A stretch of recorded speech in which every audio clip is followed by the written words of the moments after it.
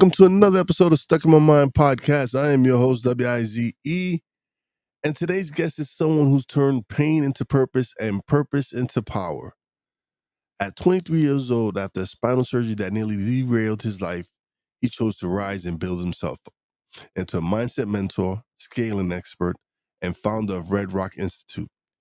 He teaches trades and construction businesses how to grow from 6 to 8 figures, runs his apparel brand, Perspective House, and leads a movement built on one message: don't chase success, attract it by becoming the most elevated version of yourself. Please welcome to the show the builder of legacies, Zach de Monaco. Thank you, man. Pleasure's all mine, man. Thanks for being a guest.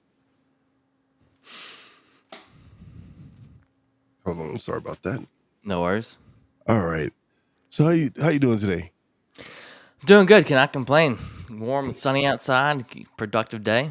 I'm looking at snow. Yeah. So Zach, let's take us back. What was that moment you realized life wouldn't look the same after spinal surgery? Was that moment?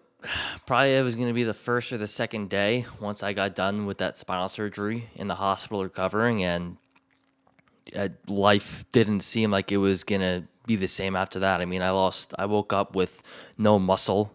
Felt like everything that I've built for the past, at that point, 19, 20 years old, was just taken away from me. And from there, the only thing that I can focus on is, what do I have right now? What can I do? And to me, that was just building, focusing on myself and setting new goals for the future that I can then go on to achieve, knowing that everything in the past has been a lesson to me, but I got to rebuild what I currently have at the moment. So you said you were a painfully shy kid. How did you go from that to speaking and leading? Yeah, so when I was in middle school and high school, I was so painfully shy. I literally could not speak to a single person. And I saw this one video on YouTube of this person. His name's Arlen, who currently now is my friend over the years. And I saw him and his friends traveling to Italy and making money online and this crazy lifestyle. And I thought to myself one day, life shouldn't be as hard as it is for me. I shouldn't have to be feeling so shy and sweating when I go up to someone. So that YouTube video was literally the spark for me personally to say, screw it.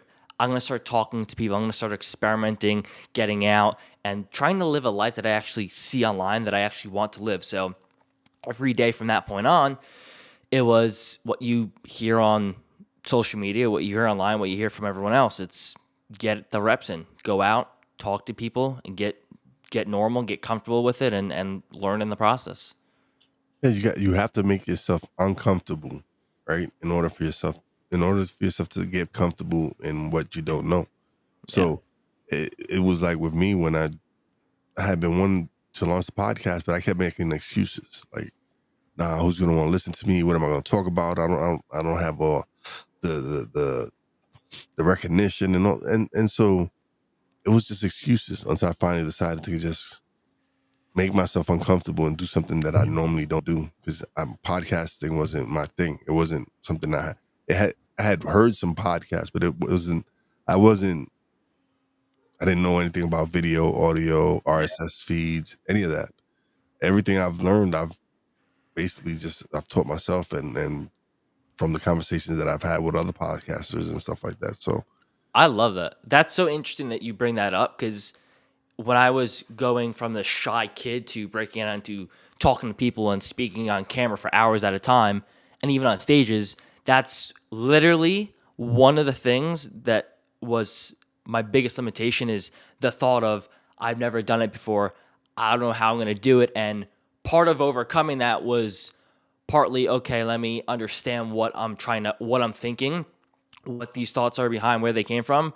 And then once I did that, the other part was literally just honestly telling myself to shut up. Like, whenever I heard these thoughts, I'm like, I'm like, shh, hush, let's just go. yeah, you gotta silence yourself sometimes, because it's that voice that keeps telling you. Like it was just so many different things. Like, oh, you're not good enough, or no, well, whatever it was, whatever it was telling me, it was like, no, you know what? Shut up. Exactly. Just shut up. I'm going to do this, and I press record, and that was the beginning of it. And of course, it took time, and with repetition, that's the only way you're going to get better. Yeah. And I've gone, and if you go listen to my first few episodes, my audio, which was strictly audio for the first 132 episodes or whatever it was, I was strictly audio. Yeah. And then I had a couple on, and they were branding strategists and marketing and all that. And I was using StreamYard at the time, and they were like, but I wasn't using video. I was just using it to record the audio and use the audio. And he was like, so you don't do video? I'm like, no, I'm not ready. I'm just making up excuses Yeah. again. And then he asked me two more times, and I responded, and I was like, you know what? Yeah, I do video. And from that episode on, it was like, all right, I record, because I understood what he was trying to get at, but it was me again being afraid because like I didn't do video, it was audio. So so I was like, you know what? Yeah, I do video now, and I was already using the platform, so why not just use the video? And I understood why he was like, yo, this is more content that you could be using for what you're doing. 100%. So what did hitting rock bottom teach you about yourself? That's a great question. Hitting rock bottom for me, which I felt like I've hit it actually twice, maybe three times in my life, is that everything that I thought was a sure bet that I had that I wasn't grateful for in that moment, it woke me up to realizing things can be taken away from you in a split second without you knowing it. But on top of that, there's always a way to come back. It's not how you fall. It's not when you fall that defines you. It's what you do moving forward from that fall. So each day moving forward, those rock bottoms, what they taught me is when I wake up, when I go to do something, I don't care how small it is, that's a win for me. I'm gonna stack that win, and I'm gonna be grateful that I had that opportunity to wake up, to actually walk. Because when I was in the hospital bed, I didn't realize how much of a privilege it was to be able to walk. So I wake up and I have that win. And now every obstacle that I go through in my life, in all aspects of my life, I realize that again, it's not how big of a fall something happens, how much of a hardship, how much money I lost, how much relationship I lost, whatever it is. It's okay. I'm gonna focus on myself. What can I learn from this, and how can I come back? Because coming back is what's gonna define me. It's not what happened in the past. Those are the two biggest lessons rock bottom has taught me so far in my life.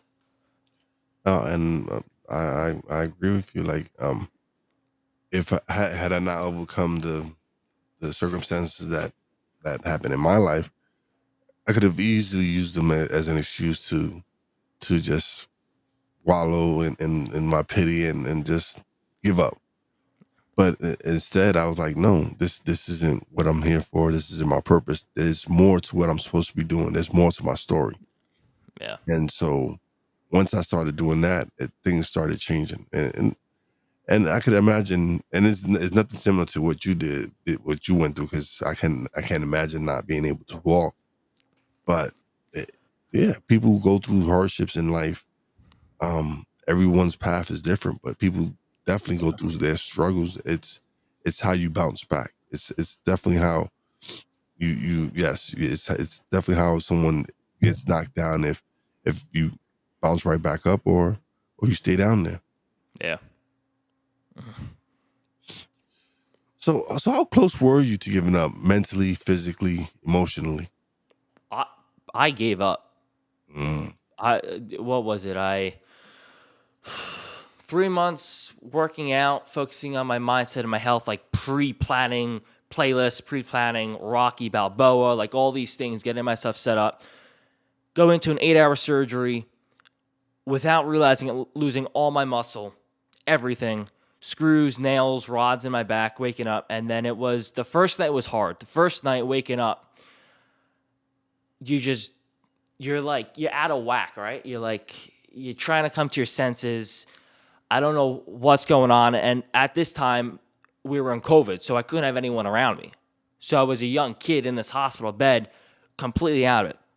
Parents come in, more specifically, my mom comes in because you only allow one person. And it was the second night, I remember it like it was yesterday. It was the second night, and they give you these pain medications. I think I was on Oxy, maybe something even a bit stronger. But the pain meds, I think it was like 2 a.m., they wore off. So I had 2 hours more extended time before I could take more medication. And I remember being in the most agonizing pain in my life. The pain level to which you would probably pass out, because that's what happened to me. I was looking up, and the nurse walks in, and she's trying to be nice, Hey, Zach, do you want to try this? You want to try that? And I'm looking at my mom, and I'm trying not to cry because I know if I cry, she's going to cry. And it was in that moment where I'd look up and I'd just go, God, I'm done. Ugh, I'm so done. Yeah. And then all I remember is myself blacking out. That's it. And I remember waking up the next day, kind of a clean slate. But the second and third night, I actually, you could call it give up, you could call it surrender, you could call it whatever it is. I had nothing left in me to keep on going. I just said, I'm done. And to me, that was my breaking point to get rebuilt.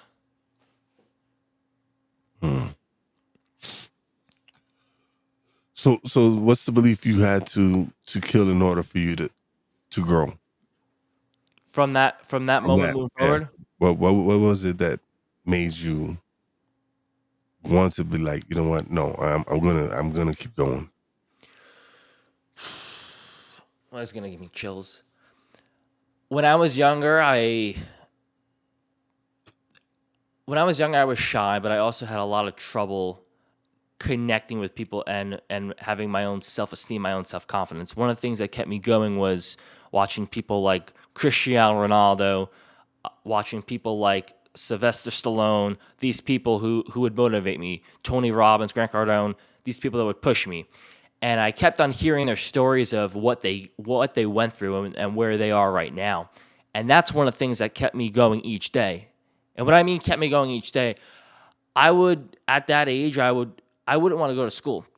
I'd stay in my bed, I'd throw a fit. I would try and come home each and every single day. It was bad. And that's one of the things that kept me going. I don't think a lot of people know this, by the way, but I think I had talks when I was younger, like twice, about wanting to drop out of school, wanting to leave. I can't believe I did this in the past, but I remember there was one night I put a belt around my neck. I didn't do anything, but I had the thought of doing it. And these videos of these people that I look up to is one of the things that kept me going. And I remember, I think it was before the surgery, I had a friend that was very close to me in high school. Actually, it was middle school. And I get a phone call one night as I'm sitting down on my floor. And the person on the phone goes, "Hey, your friend so-and-so just took their life." And I'm like, you gotta be freaking kidding me. Happened twice, actually, 2 or 3 times. So waking up from that surgery, I had the mindset of, okay, I can't focus on anyone else but myself. I got to be the best that I can be personally. So I'm going to wake up each day and I'm going to focus on that. And the second thing that was driving that was, what about everyone else? It's not about, although it's about me, like I just said, the root thing that was driving me was, it's not about me. It's about the story that I'm going to tell coming back from this, who I'm going to become coming back from this. And then the story that I share, my intention is that it will inspire other people. It will be that desire, the ignition, the emotional trigger for their life to say, if he did it, I can do it as well. And then being able to show them the way for how they can come back from setbacks in their life. And when I coupled those two things together and keeping that mindset over the years, it's been a rocket ship in the best way possible. I can imagine, man. So what would 18-year-old you never believe about who you are today? 18-year-old Zach would never have believed that he would be, number one, in Florida, because it was always his dream to move to Florida to live there. He would never have guessed at all that he'd be taking part in his family construction business, nor would he ever believe that he'd be at the stage where he is right now, having spoken on stages, having met and become friends with people that he's looked up to. And honestly, just the life that I'm living right now, the health that I'm at, the mindset that I have, the friends that I have, I would have looked back and would have laughed at myself if you would have told me, hey, Zach, you're going to be going on stages. You're going to be speaking on podcasts. You're going to be helping people. You're going to be growing with your family business. You're going to be living here and traveling around the United States and having a friend group like the one that I have here. I look at you and I'd probably would crack up. And if you told me that I would have a spinal surgery and come back from it the way that I did, I look at you like you have three heads and say, get out of here. Yeah, that's some powerful stuff, man. So, don't chase, attract became a movement. What sparked it? I love this story. It's so funny. The spark, the desire for this was, number one, that spinal surgery that I had, focusing, just a daily reminder for myself to keep on focusing on myself. Because prior to that moment, rewinding in the past, Zach was always the type of individual who would be, okay, I'm chasing that girl. She's so pretty. I want her. That's mine. I want that money. I want that money. Just give it to me. Whatever it is. I want that. I want that. But in the process, I kept on getting lost. And then in the process, it was scarcity. It was, I want versus giving.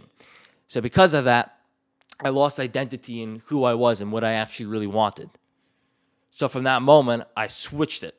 I'm going to focus on myself. That was the whole thing. I'm going to focus on myself, becoming better myself, becoming more fit, making more money, giving back more, just focusing on personal development, self-development as much as I could each and every single day, literally just switching. And the second thing which sparked the collection to put everything on a hoodie was I took this trip to Italy. Now, get this. Lifelong dream, always. I put it on like my vision board, right? My goal list. Go to Italy. Finally make it there. I'm like, oh, this is so amazing. Everyone wants to be living, people that I hang around that are in their 20s, everyone wants to go to Italy and have a ranch and have all these horses. Like, it's the life. It's the dream life that you all think of. So here I am in Italy. I'm living the life, and I have my twin sister and a couple of her friends. It's amazing. We're going out. We're having some fun, drinking, going around to different places, different towns, go to Positano, living on the boat, And then time snaps. And I realized that I was there for 2 weeks, 3 weeks. Now it's the time to come back. And I'm headed back to my life in New York, which I was at the time. And I'm on the plane, and I'm having this anxiety attack. Like, I'm going crazy. I'm trying to read, trying to watch a movie, trying to meditate, just trying to do anything I can. And my mind's just going all over the place. And I didn't want to leave. And I realized that it was in that moment that I was chasing a girl. I was chasing this life in Italy. And I wasn't happy with the life that I was going back to. So I said, again, on that plane, why don't I put this on a hoodie and make a collection? Because I need to be able to wear something to snap into an identity, almost like a character in a movie, like a Marvel movie. I need to be able to snap into that, and I need to be able to live that life, that mindset, that identity. And the interesting thing was, with this clothing brand, with this clothing company, at that time, was literally about to go bust. And I made this last collection, Don't Chase Attract, specifically just for myself, knowing that this is going to be end of the company, whatever. And then in creating it, everyone fell in love because everyone connected with it. Everyone realizes that they were chasing something, and that when they stop chasing and they focus on themselves, that they're going to attract the right things that are meant for their life. And those are the two sparks. That's where it came from. And somehow, some way, glory to God, takes off, and everyone just lives by it and loves that saying. So your spinal surgery and your knee addiction shaped your leadership. How? The spinal surgery and what else? Oh, I'm sorry. That's my mistake. That was the wrong question. Your family runs a multi eight figure business. What lessons did you bring into Red Rock Institute? Oh, great question. Focusing heavily on two things for my part. First one was the marketing and social media aspect to it, because I Okay. realized that in the trades, so many people, it's switching now, but so many people were never leveraging social media and advertising, marketing the way that they should. And the second thing was leadership. So growing up in the family business, I was only able to be on the social media side because I wasn't allowed to go in the field and hit the nails and operate the machinery and stuff. So Yeah. I was heavy on social media, and I built out a following. I enjoy that. I actually have a lot of fun with it. Then what I was learning through the family business was the leadership, was the C-suite side, how to actually communicate, how to lead a team. Then what I started learning, it's amazing. It's almost like I had a college course, but like in actual real life, like condensed so much. I was learning about the leadership, learning about the SOPs, learning about the team structure, financials.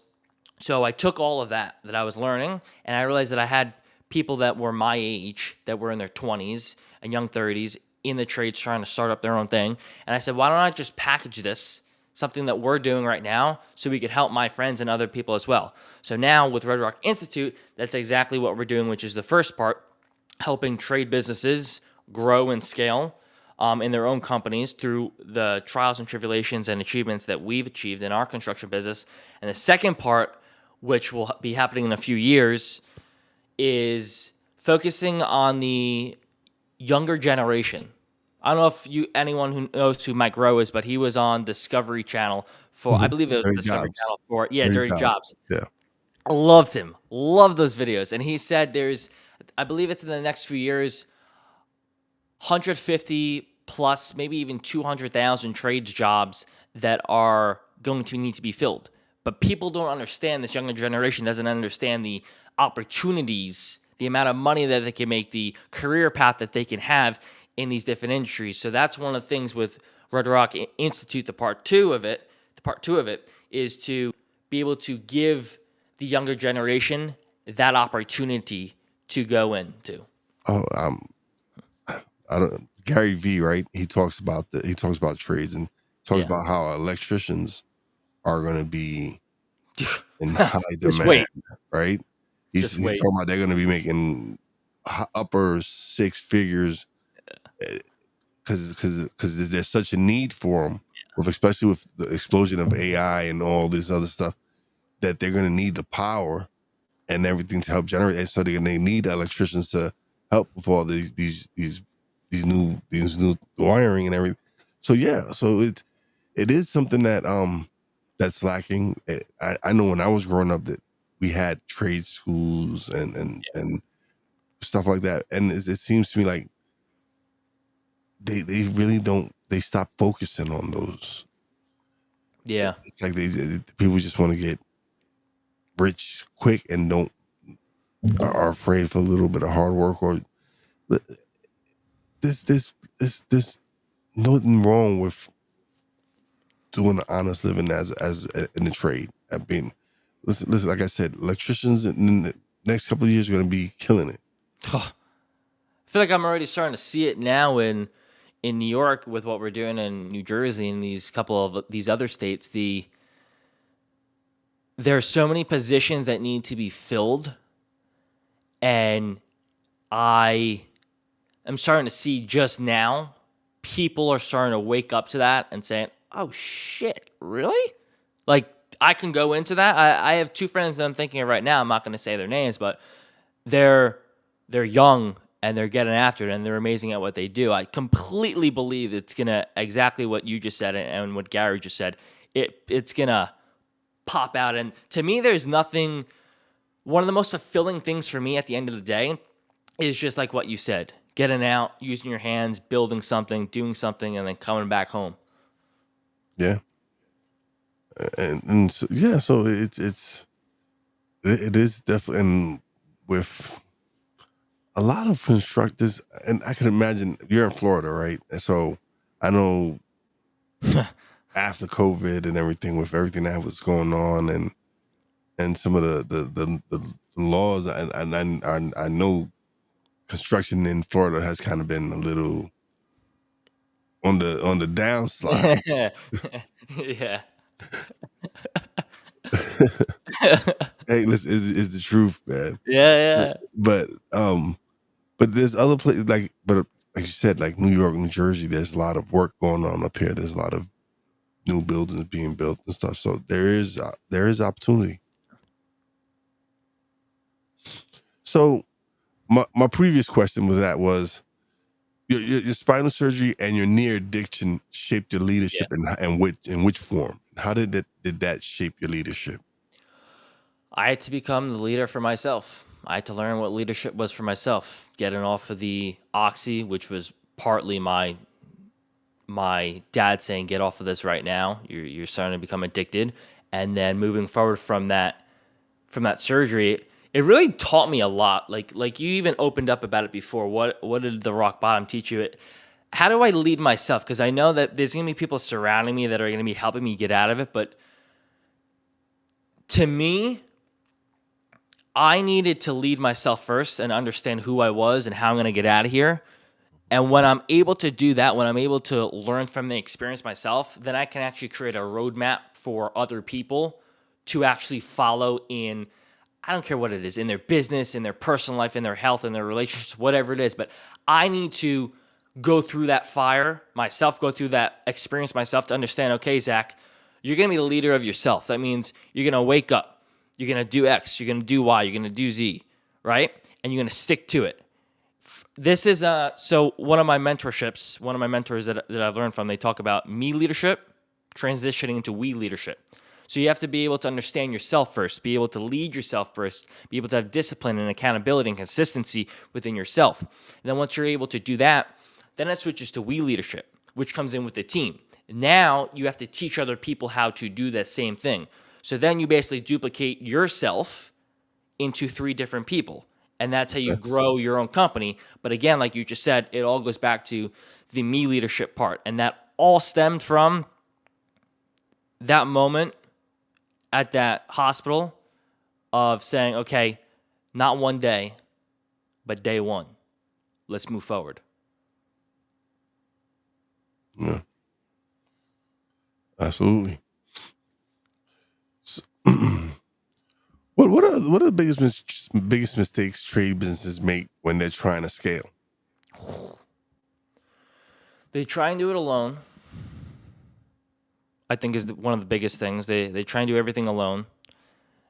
Poor mismanagement of cash flow, which seems to get majority of these trades businesses. And then I'd say the third one would probably be, first one was they do it all alone, meaning they don't collaborate with other companies that are growing. So fast track. And then I'm going to say the third one is they try and do it all alone, meaning themselves personally in their business. They try and max out what they have and they don't want to spend that money to invest in whether it's a mentor, an event to teach them, or even just an additional person if they already know how to move forward, how to hire. They try and do everything on their own, and then they try and manage it. And before they know it, cash flow's going out. They have too many jobs. They can't manage it. Next thing you know, quality of work goes to crap. And then you're just maxed out. You're redlining yourself. And then that business that you wanted to start in the trades as a way for you possibly to generate wealth for your family and for other employees and take trips off, whatever it might be for that person, they get trapped in it. So now they start resenting it. They get older, and then next thing you know, it goes to crap. Those are the three biggest things that I see. And if people would simply understand these simple concepts of the me leadership into we leadership, investing in other people to learn the track record of someone who's done it, collaborating with other people. So this company's going rocket fuel. Why don't we partner? Because we're in the same market, we're in the same industry. We can do integration somehow, collaborate. You guys both, now you have two assets come together, skyrocket. The other thing is the marketing, leveraging social media. So many people don't do this. It's aggravating to me, the trades industry, how so few people are actually able to leverage social media, because word of mouth is amazing. I've seen it happen in person. Word of mouth is probably one of the strongest things possible. But another way to get out in front of a tremendous amount of people is leveraging that social media and then adding fire on top of it as you start to go, being able to manage the cash flow and bring on another person and another person. Because on the road from $0 to $1 million or $3 million, it's not going to be you. You're going to have to bring people on. There's the break points, there's the 250, there's moving forward. So you have to bring the right people in. But if you partner, if you bring in the people that are not the right people, they will literally hold your company back, if not drain it, bankrupt it. So it's very important to understand who to bring in, who you need first, and then being able to train them so that you can then say, hey, you know what? I don't need to be on the job sites anymore. I can, but because I have this person and this person, now I can go focus on the sales and the marketing, which should be my job to bring in money and to keep the projects going. Okay. You talk about the CEO financial mindset. What does that mean for young founders? I believe mindset is everything. It can literally keep you back from what you want, propel you forward. I think there's different ways of, I believe there is different ways of thinking in life. There's the, and I'm going to phrase this off with, there's nothing wrong with being a employee, being a 1099 or something, or being your own boss, being your own CEO. The way that I see this in life is the CEO is thinking in a way different reality. They're thinking, to me, how can I expand? How can I grow? Not linearly like this, but exponentially. So it's thinking, okay, what can I take as leverage? Okay? Instead of thinking of this costs this costs that, time, money, it's, okay, who can I connect with? What's the next thing that will bring me to the next level? It's a much bigger way of thinking and more high leverage way of thinking. And the reason why CEO mindset is because when I have the ability to be in the room with my father and the people who we do business with and that we're friends with, these are people who are very successful. And they think in a completely different way than their normal person would think. I'll just put it like that. Like their thinking is massive. How they think about money, how they think about team, how they think about building, how they think about their personal life. Everything is in a different frame of reality. They don't care about how much capital it will take. They care about the time that it's going to have. They care about what their next thing is. They care about moving. What's the goal? What's the target? Okay, let's hit it. Versus, we're going to go out. We got to drive down the road. We got to do this. What about this? What about that? Like all the minutiae, all the little details. From my experience, these guys, the CEO mindset is bigger. How can we expand? How can we collaborate together? And to be honest with you, I love that way of thinking. Any thinking other than abundant, positive, let's go out there and get it and grow together drains me. And it might sound harsh, but I try to, as much as I can, reduce, if not eliminate entirely, that way of thinking or that energy in my life, because it drags me down. Yeah. So why is profit first growth the foundation versus hustle culture? Yeah, great question. I heard this quote probably a year or two ago, which is busy work isn't productive work. So you could be hustling 24/7 and you could be going nowhere. It's ineffective action versus actually effective action. What's going to bring in a profit? For the business, it's profit. That's the blood, that's the oxygen for your business to grow. If you don't have any profit, if you're not watching your balances, if you're not watching how much profit you're making, you're going to run out, you're going to mismanage, and then there goes the business. So to me, it's not as much hustle work. It's figuring out, okay, what's going to move the needle? What's the next thing that I need to do? And then let's go hustle. Let's go work on that. But in doing so, we need to make sure that that's going to be able to bring in enough profit so that we can keep the business afloat and the business running. The minute that we neglect that, the minute that we forget that, the business goes under. And it's not only, to me, about the profit that it brings in. Look, we made money. In my mind, it goes a lot deeper than that. In my mind, it's we got to be able to bring in enough revenue for profit to be able to pay our people, our team members, for them and their families and for their futures.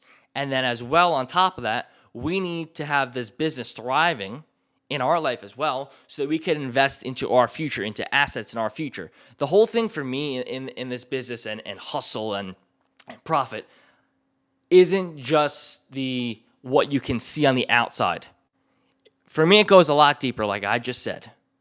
The employees, their families, their kids to come, getting food on their table, allowing them to prosper in their life, and along with ours. So I've seen tons of friends hustle, and it's ineffective action and it leads to nothing. I've done that myself as well, and it feels like crap. Versus target, okay, what do we want?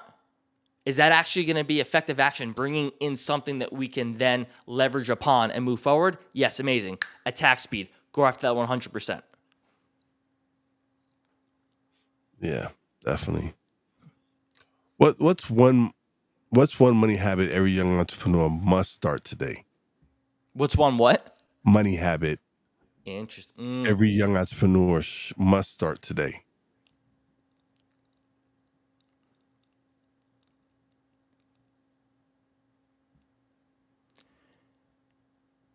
This is going to sound so simple. Investment in assets. Get dialed in, number one, on learning sales and learning profit and making money. And once you make that money, self-development, understanding who you are and being able to generate that revenue, that profit, keep it. Because so many people just want to go baller once they have it. It's happened to me before too. And then next thing you know, what do you have in the future? And then invest it. So you make it. And then for me, it's assets, multifamily real estate. Maybe if someone's into stocks, kind of volatile right now, but crypto, Bitcoin, whatever it is, putting that in an asset that's going to generate you money over a long-term period. And then you just stack that, and you stack that, and you stack that. That's what I'm currently focusing on. And that's what I believe that young entrepreneurs should focus on is get it, keep it, invest it. That way you don't have to be so reliant upon in the future of making that money. You'll be able to do what you want, have that location freedom, that time freedom to do whatever you want, whenever you want, not relying on you actually selling, you actually making money. You already have investments that are providing you cash flow to live, and then you could start to go out in different areas of what you want, and you see it with all different types of celebrities, athletes, business people who have done the same thing. So that would be my advice. And I guess the conclusion to that is don't make it and then blow it off trying to look like an absolute G, because you ain't gonna be in the end.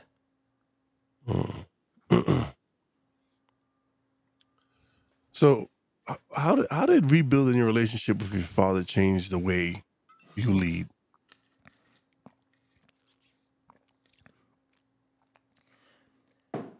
It taught me that taking responsibility upon yourself is the first step to moving forward and in control of your life. What I mean by that is when my dad and I were going through a rough patch, there was a lot of stuff that I wanted to blame him for, blame on him, which I totally could have. But I also had to take a step back and realize that people mess up, that I mess up.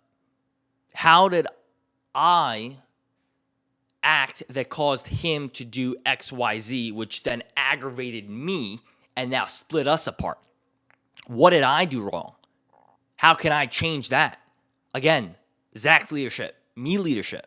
How can I lead myself better so that I can lead him and help him? And through our process, through our journey of talking it out amongst each other and not being combative, you did this, you did that, but instead saying, we messed up here, we might have messed up there. This is what we learned from it. Amazing. Now we're going to share a collective vision and we're going to move forward in the process. And another thing that I always bring up between the both of us is it's not necessarily what someone says, but it's the intention behind what they want to get. First of all, it's not what they actually say, it's how they actually say it that matters. But even deeper than that, pulling back the onion is underneath. What's the intention that they want to get out from it? So once we were able to move forward and rebuild our relationship as father and son, then we were able to say, okay, now we're going to go together and we're going to fight moving forward in our business, in our family life, in our team, with this sense of unity coming together. I learned how to lead myself. Papa, you learned how to lead yourself. We learned how to lead each other. We learned how to talk and how to evolve the R3 or the DISC assessment. We learned who we are. Now let's go implement that into our own business. And was it easy? Not at all.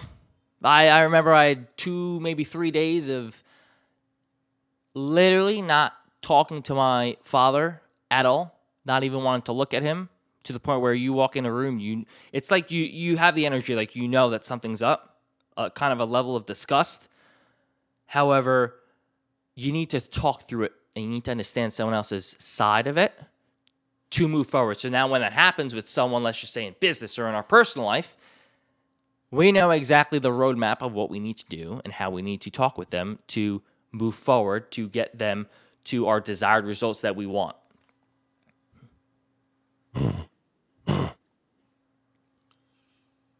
So, how does your faith influence your decisions, especially under pressure? It alleviates it 100%. Any pressure, I was just had something today that hit me.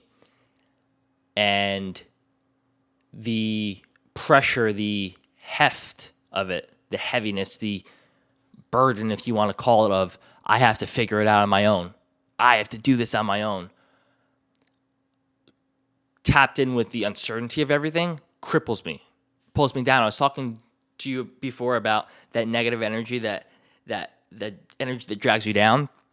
Faith in my life allows me to take a step back and say, look at all the things that I'm grateful for, completely switching the frame of mind, lateral shift, and then moving forward, you know what, Lord, I'm going to put this in your hands.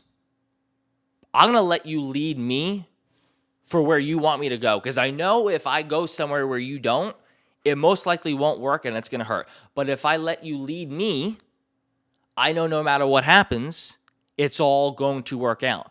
So it's almost a sense of giving up control that allows me to feel more at ease and actually more in control and more confident from where I'm going in my future.